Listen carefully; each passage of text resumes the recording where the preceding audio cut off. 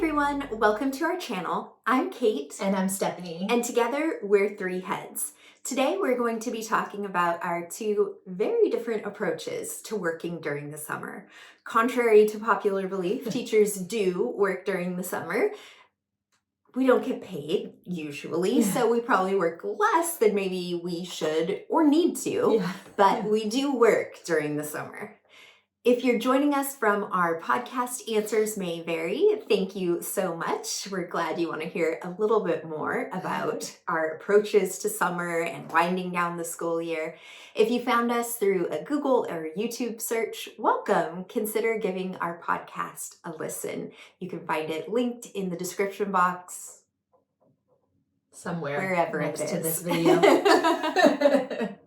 All right, usually Stephanie starts things off, but today I'm going to start things off because we're going chronological. And I am somebody who likes to do my work for the next school year at the end of the current school year. Stephanie's not for that, and that's fine. It's not for everybody. But I have found that over the years, it is what works best for me. So in my 18 years of teaching, I have almost always taught seniors, and I have definitely always taught high school, which is very stressful at the end of the semester, end of the school year. And so you go, in my experience, I went from being everybody's like go-to person. Everyone wanted to talk to me. Everybody wanted something from me, to the first day of summer, and it was crickets. Nobody wanted anything. Nobody wanted to talk to me. Nobody needed anything. And so I often found myself having this sort of like crash. It was like sugar high, where you just come down and then there's nothing. And so I found that when I used that opportunity to get started on some things for the next school year, I didn't have that crash. I sort of came down on a hill instead, and that worked better for me. I also found that I'm somebody, I don't have a great memory, and so it's something that was really important to me at the end of the school year that I really thought needed to be worked on, that I wanted to work on. By the time late July, early August comes around, I barely remember. And if she hasn't told me to write it down, it's gone. It's gone. So oftentimes I find that I'm at my most inspired to sort of make changes. Usually I like to work on a couple of different things. Sometimes it's something that's sort of a little bit creative. So there's an element of like, oh, this is going to be fun to put together. Or something that was a real like bugbear for me, like, I need to change that.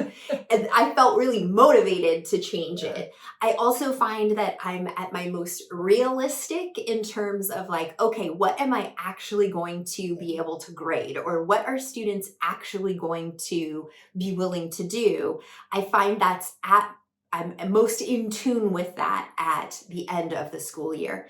So I like to set aside a couple of weeks. I usually like to work just in the morning. At one school my son went to, he was still in school after we finished, so that was sort of a nice transition.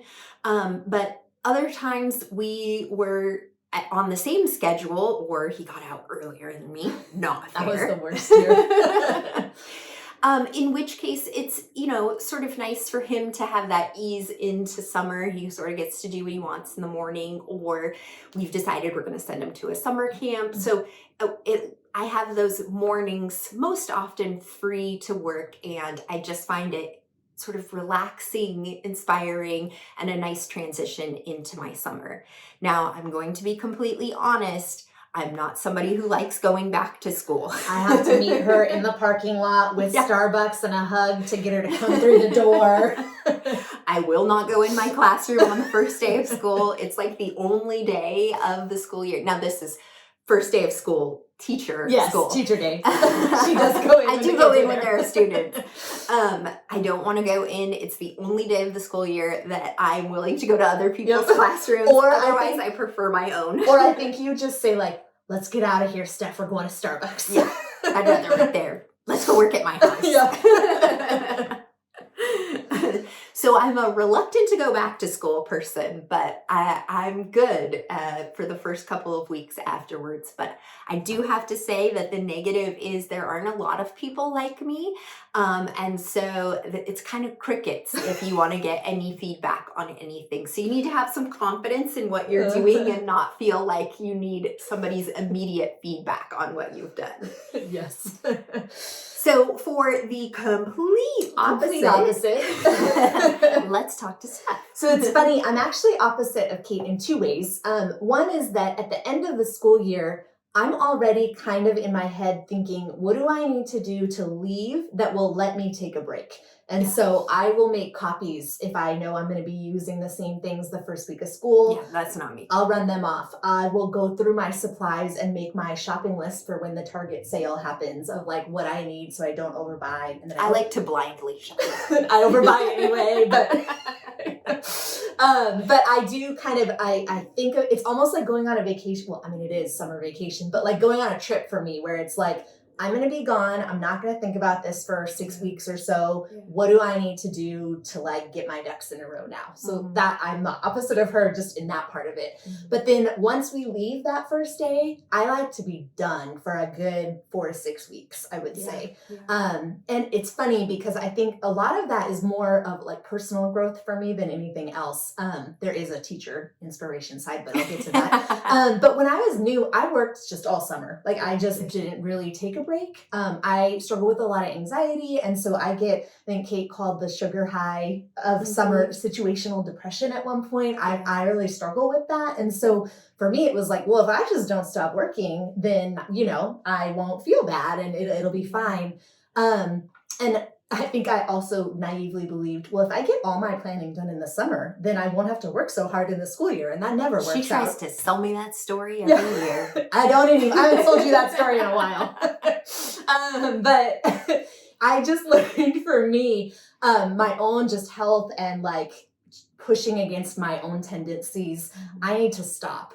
Because I also, if I come up with some plans early in the summer, well, then I'll feel like I'm in work mode and I'll keep it like she's able to do the work and then walk away from it. Where once it's kind of in my head, I want to work on it more and I get another idea and I want to play with it. So for me, I need that time of just, I'm done. I'm also so burned out usually at the end of the year that it's like, I'm not creative. I don't like my job at that moment. I don't want to think about it. And so I need that time to refresh, to remember I'm a person, see friends, read books, just be quiet. And then I think I start to kind of ramp up probably mid-July a little bit, where now I've rested and I'm like, oh, I have ideas for next year. And I'm a big believer in like not January New Year's resolutions, but September, because my life always runs on school years. And so I've thought about what kind of person I want to be, what kind of teacher I want to be. I've like let some things percolate in my head. I've gotten some ideas. I've given a quick glance to whatever Kate did in the first couple of weeks so she wouldn't be offended. And so I kind of at that point am excited to have my clean sheet of paper and my blank Google Doc and my sharpened pencils and that fresh start of getting to think, okay, well, what do I want this year to look like? And so I think Kate does much more like projects in the summer where I'm much more, I want to map things out. I want to plan. I want to kind of get things on track and started. And so for me, then by the time, and I think I've also learned that those teacher prep days have no time for actual prep. Like if you want to do any sort of planning or decorating your classroom or anything like that, it has to be done a little bit before school starts. And so I think that's the one thing I've managed to like convince you of. Like I can get her the week before we go back, as long as it's at her house with copious amounts of coffee. But I think I'm much more at that point. I want to do big picture. I want to kind of get the first unit mapped out, that sort of thing, rather than like the smaller, not smaller projects, but like the more specific projects, I guess. Yes, I like to work on super specific projects. Usually I am sort of looking for like a bang for my buck kind of a thing. So like it's going to be something that we're going to use all the Yeah. time that I want to work on during the summer very Yeah. often. Yeah. And it for 7 or so years, I also did yearbook. So it was kind of like, okay, well, then they're starting to ramp up. We got to do planning for that. So it just for me felt very much like now I've had that break.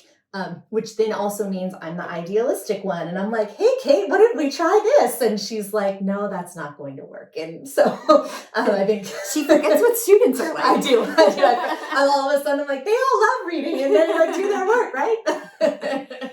No, they don't. So you might be wondering how we work so closely with such diametrically opposite approaches. I think part of it is we've just gotten to be better personal friends. And so we just are seeing each other a lot in the summer. So it's a little easier to kind of like, she can tell me her idea while we're like watching Survivor reruns or something, not like feeling like we have to schedule a meeting.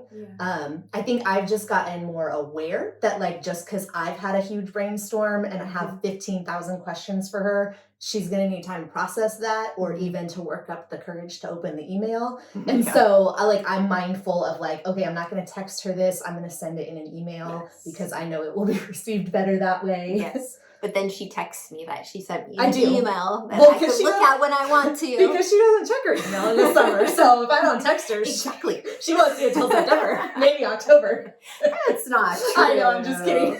That's not true.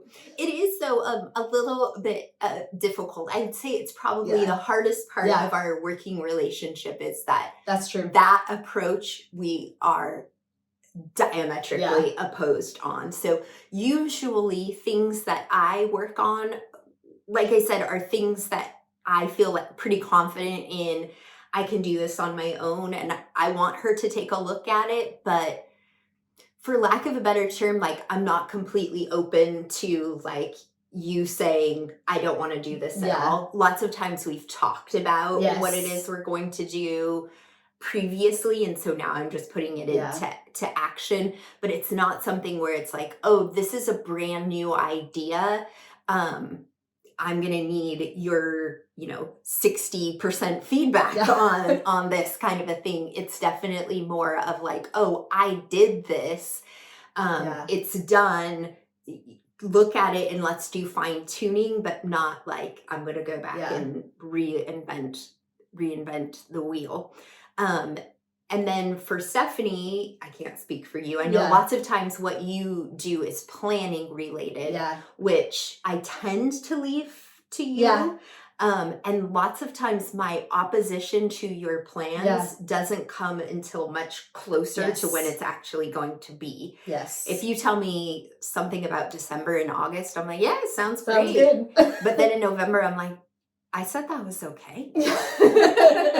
I think one thing I've also learned too is if at that point I want feedback, I've learned like she'll look at like an overview, but like she doesn't want to like look at the whole semester in detail. So, I'll kind of have a rough idea and then I'll be like, can you just look at the first 2 weeks? Or I've also learned to put comments where it's like, okay, I'm confident it's the same class. We're doing more or less what we did last year. I just have 6 questions for you. Can you just go in and look at that? And so we've kind of learned how to like... Or you'll say like, I can't move on until you look at something. And then I'm like, okay, I can... like I'll try to do whatever I can do without her. Sometimes I will like with the projects she's doing. Sometimes like she'll text me too and be like, look, I know you're not working right now, but like, can you just look at this to make sure this and that? And so I think just over time and learning each other, and we've gotten more like respectful of those boundaries and kind of able to figure that out. I think that's a really hard part of teaching. I mean, not that there's no dearth of hard parts, but I think that's a really hard part, especially when schools want collaboration, is that that collaboration very often can't take place during the school day. And so when you are asking your teachers to sort of work during the summer, there very often needs to be money tied Yeah. to that in order to get people to come together. And I think that if you are working in a PLC that isn't friendship based, Yes. like ours at this point is friendship based. So Yeah. because Stephanie and I are friends, I'm willing to look at that email, Yeah. or I'm willing to do those things. But to be honest, if it was somebody that I only had a work relationship with, I probably wouldn't be Yeah. so willing. But if you go to your administration and you say, do you have any funds available for teachers working together Mhm. over the summer in order to plan curriculum? Very often schools do have monies for that. And Yeah. it's just a matter of, okay, when can you guys meet? Mhm. Very often they make you meet at school. Yeah. Whatever. As long as it's Yeah. not summer school, it's not that bad, right? Plus, just start there and then you can Yeah. migrate to Starbucks or something like that. But definitely ask about that. Mhm. Ask about that at the end of the school year.